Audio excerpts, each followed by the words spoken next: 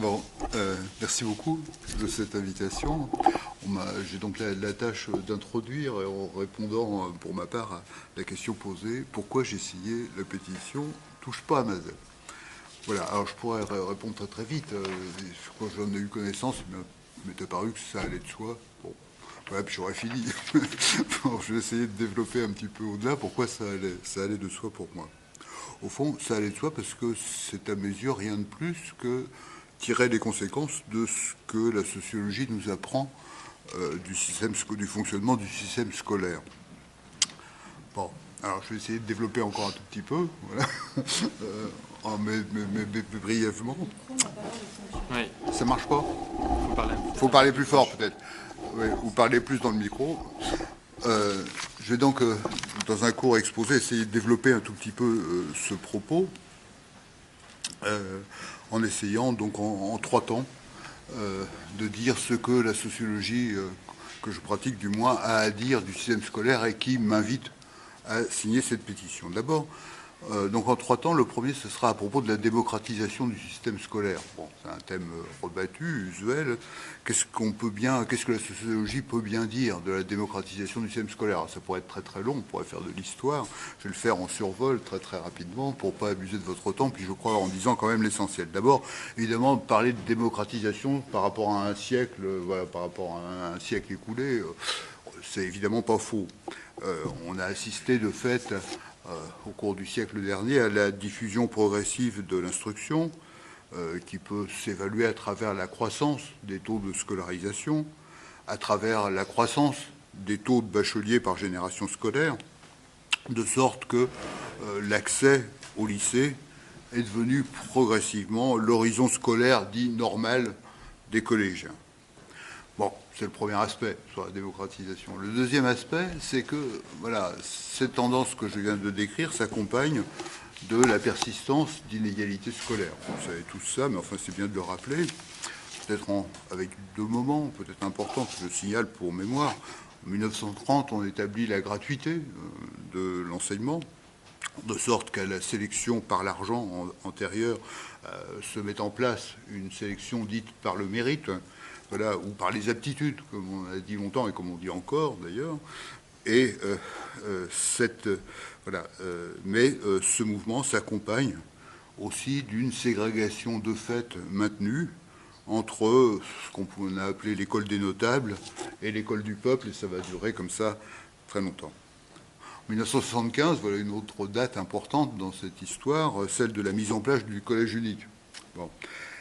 Collège unique, oui, mais des options distinctives, des sections spéciales, une hiérarchie socio-spatiale des collèges, des filières distinctes aussi, qui se traduisent en 1969 par l'invention du bac technologique, en 1985 par celle du bac professionnel.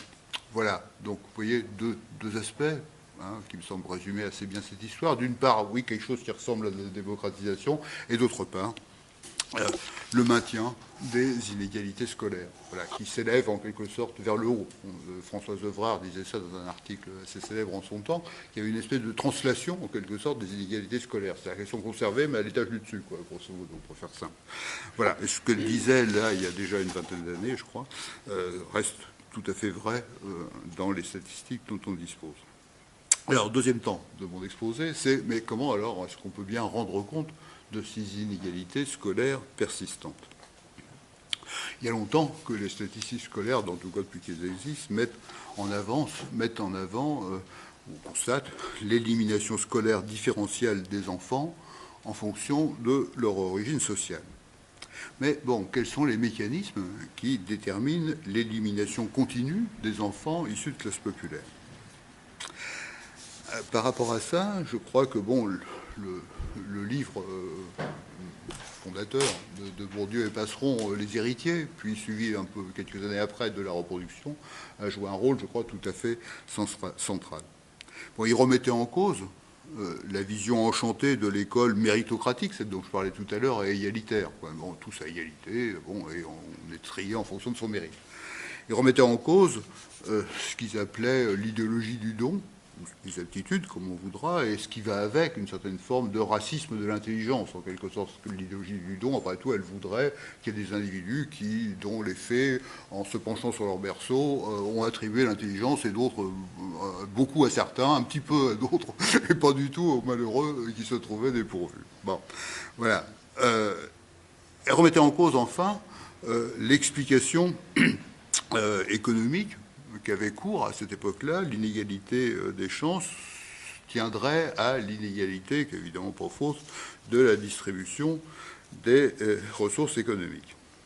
Alors, contre toutes ces thèses qui avaient cours en ce temps-là, Bourdieu et Passeron mettent en avant une explication qui s'est aujourd'hui banalisée, parce que ça date, les héritiers, c'est 1964, une explication donc des écarts de réussite scolaire selon l'origine sociale par ce qu'ils appellent l'héritage culturel. Voilà, c'est la clé, en fait, c'est rien de tout ça, c'est pas les aptitudes, c'est pas les dons, c'est pas les revenus, etc., c'est l'héritage. L'héritage, un héritage particulier, l'héritage culturel.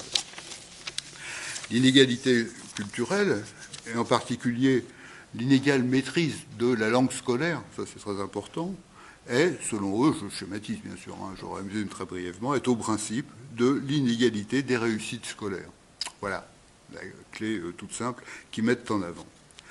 Pour le dire en d'autres termes, c'est la distance entre la culture dont on hérite de sa classe d'origine, en étant socialisé dans une famille comme tout le monde, ou presque, c'est la distance entre cette culture héritée et la culture scolaire, qui est au principe, finalement, des écarts de réussite. La culture scolaire, c'est compliqué, parce que la culture scolaire, explique-t-il, c'est à la fois une culture de classe, celle des classes dominantes pour faire vite, mais c'est aussi la culture savante. Et à ce titre, une culture qui a aussi vocation à être universelle, et qui d'une certaine façon l'être aussi. Ce que mettent en évidence, comme une conséquence de ce que je viens de dire, Bourdieu et Passeron, c'est que l'école est aussi reproductrice. Leur a-t-on assez reproché, mais bon, voilà, même si le constat est triste, c'est comme ça, quoi. Elle est reproductrice au sens où, vu son mode de fonctionnement, elle favorise les favorisés et défavorise les défavorisés. Voilà, c'est comme ça. Bon, et au-delà de ça, c'est pire même. Voilà, donc ça a été perçu comme un réquisitoire, en quelque sorte, contre l'école, et souvent aussi contre les enseignants, parfois mal compris ce qu'il voulait dire.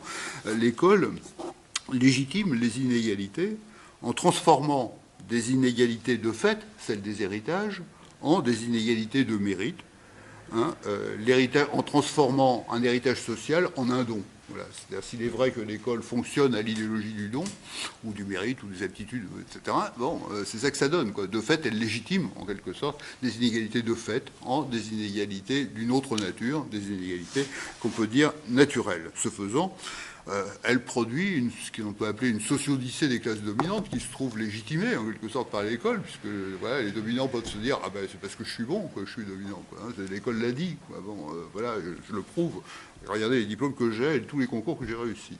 Bien, et elle légitime aussi la domination des classes dominées qui peuvent se dire que finalement leur condition dominée est le produit non pas tant des effets d'une condition dans laquelle ils ont vécu, mais celle d'une inaptitude naturelle qui voudra en quelque sorte que les dominés soient dominés parce qu'ils ont vocation à être dominés en quelque sorte. Voilà. Bon, donc fonction de légitimation. Voilà, alors c'est très ancien, mais je crois qu'il n'y a pas un mot à changer, à vrai dire, ou très très peu de mots à changer. Alors, peut-être ce qu'il faut ajouter, et ce sera mon troisième et dernier point de mon propos, c'est, mais qu'est-ce qu'on peut faire, voilà, pour enrayer ces mécanismes tels que Bourdieu et Passeron les ont décrits il y a maintenant fort longtemps. On a oublié souvent que les mêmes auteurs proposaient à la fin des héritiers début de solution qu'ils appelaient une pédagogie rationnelle. Bon, c'était à la fin des héritiers, page 114-115, c'est assez bref, mais enfin, en dépit de sa brièveté, je crois que c'est une importance tout à fait considérable. Il disait, à propos de cette pédagogie rationnelle, je les cite un tout petit peu, qui mettent tout en œuvre pour neutraliser méthodiquement et continuellement, de l'école maternelle à l'université, l'action des facteurs sociaux d'inégalité culturelle. Et donc cette pédagogie rationnelle était sous-tendue, selon eux, par trois principes, qui, semble-t-il, restent tout à fait actuels. D'abord, permettre à tous, à toutes, d'acquérir à l'école ce que certains, certaines, ont déjà acquis dans la famille. Alors ça, c'est très important, je crois que c'est tout à fait essentiel. 2, rendre explicite tout ce qui est implicite. Ah, ça, c'est ce par quoi l'école pêche souvent. C'est tout ce qui va de soi, le croit-on, parce qu'on le pense, quoi. Bon, pour soi, ça l'est, donc on imagine que ça l'est pour les autres. Ce n'est pas forcément le cas. Donc rendre explicite tout ce qui est implicite. Enfin, n'évaluer, alors ça c'est plus pratico-pratique, n'évaluer que ce qui est enseigné à l'école. Et tout le reste, bon, on s'abstient. Voilà. Alors, ça n'était bien sûr qu'une ébauche de programme, mais qui me semble nécessaire tout à fait de compléter. Il me semble que voilà, ce qui nous réunit ici invite à réfléchir aux compléments à apporter, au développement et aux compléments à apporter à ce programme pour une pédagogie rationnelle.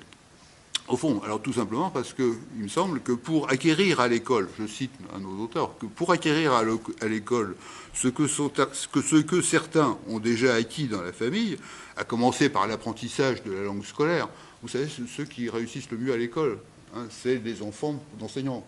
Les meilleures réussites scolaires, c'est des enfants d'enseignants. Et pourquoi? Ben, c'est simple, quoi, vous voyez, dans cette perspective-là. Parce qu'ils voilà, ils parlent la langue de l'école, quoi, hein. Ils vivent école continuellement. Quand ils vont, voilà, ils passent de leur famille à l'école, ils ne sont pas dépaysés, en quelque sorte, tout va de soi, puisque voilà, on est dans son élément, on est comme un poisson dans l'eau. Voilà, donc pour acquérir à l'école ce que certains ont déjà acquis dans la famille, à commencer par l'apprentissage de la langue scolaire, il faut aussi s'en donner les moyens matériels. Il me semble évident, il ne le disait pas Bourdieu et Passeron, mais il faut l'ajouter, je pense que c'est très important. Ça passe par des choses très simples, comme réduire les effectifs, comme renforcer l'encadrement pédagogique, comme aussi consolider l'expérience et la transmission d'un capital pédagogique spécifique de ceux qui ont l'expérience de ce genre de tâches. Voilà pourquoi il me semble aller de soi, du point de vue de la sociologie que je défends, de soutenir l'action de « touche pas à ma ZEP ». Je vous remercie.